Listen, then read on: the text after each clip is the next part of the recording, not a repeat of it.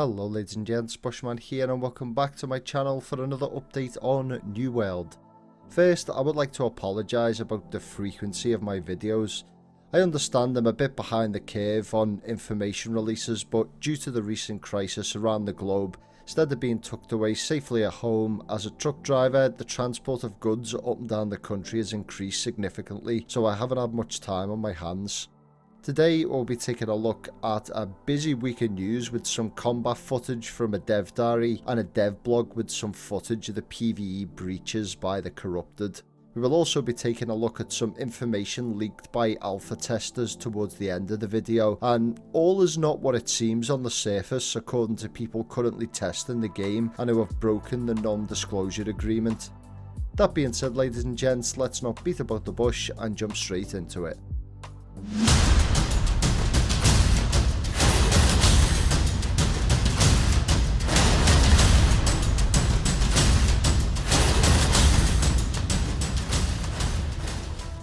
So first of all then, the combat, and as I've said in previous videos, it's probably the thing I'm looking forward to the most in the game. The combat has never been a concern of mine, and as you can see in the background, it looks absolutely brilliant. The dev diary Call to Arms talks about the 100% real-time action combat and positioning, dodging and lunging, and how important it will be in the combat, whether it's PvE or PvP. They go on to talk about how gear and equipment will not be the be-all and end-all, as fights won't just require the best weapons and armour, but it will require skill. It's not just a case of mastering the art of timing, dodging and lunging. Weapon mastery will also be a key player. We now know that you can carry 3 primary weapons on your character, so that's 3 weapons you will have to progress and learn abilities for. It's not clear if there is only so many mastery points you'll be able to unlock, so focusing on one weapon as your main weapon might be required, and only using other weapons as a kind of off-spec when the situation presents itself. In the video we see that just by simply using weapons progresses you through the mastery of that weapon and opens up skill trees. They claim that this makes every weapon almost seem like a class choice, as the skill tree will enable different abilities for that weapon. For example, with the hatchet, you can focus your skills on throwing or melee damage, and the sword and shield you can focus more on offensive attacks or defensive abilities. There seems like there will be a huge variety of ways to play the game and different paths to go down with the same weapon. At this point, it's not clear if we can reset these skill points to try out something different, or if there is some type of cap on skill points or mastery in general for the 3 weapons you'll be able to carry. However, the dev in the video, and I quote, says there will be endless customization for the user, and goes on to say that eventually you can get good with every weapon in the game, so this is sounding very promising.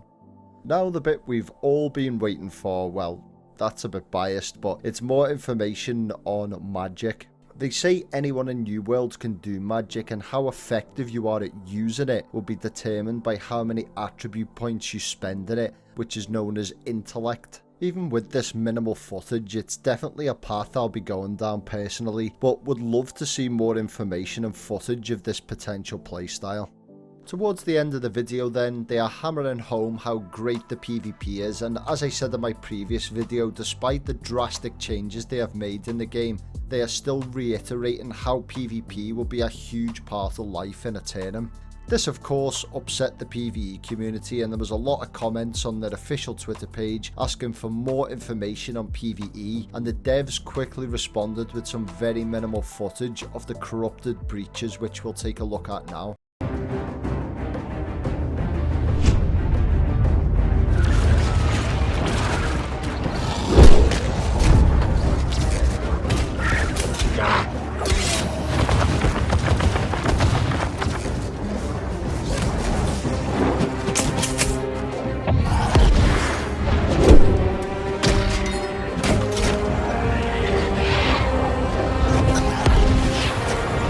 So as you can see in the clip there, very fancy editing and showcasing on the surface, but when you dip your head underneath, it looks a bit empty and mediocre. These little marketing clips don't do the game any favour in my opinion. As I've said before, it just makes the game look empty and unfulfilling.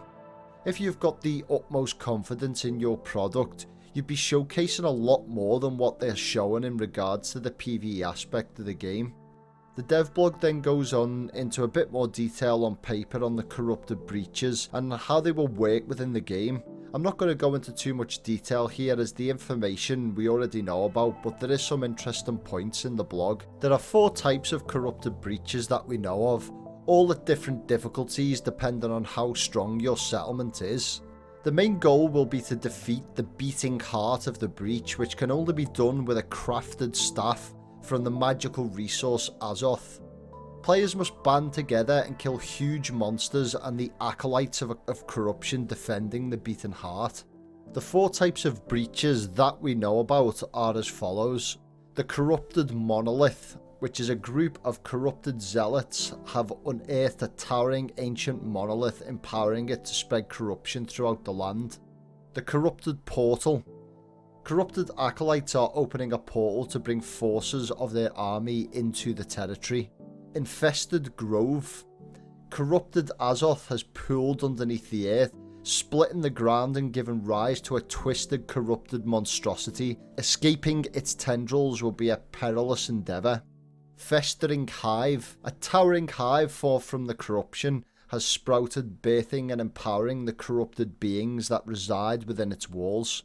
These little trailers and concepts honestly do look amazing, and I'd imagine there is still work to be done on the game before release, but if any of you have been following the leaks from alpha testers across the internet, you will quickly find that all is not how it seems on the Newworld front, both in PvP and PvE aspects of the game.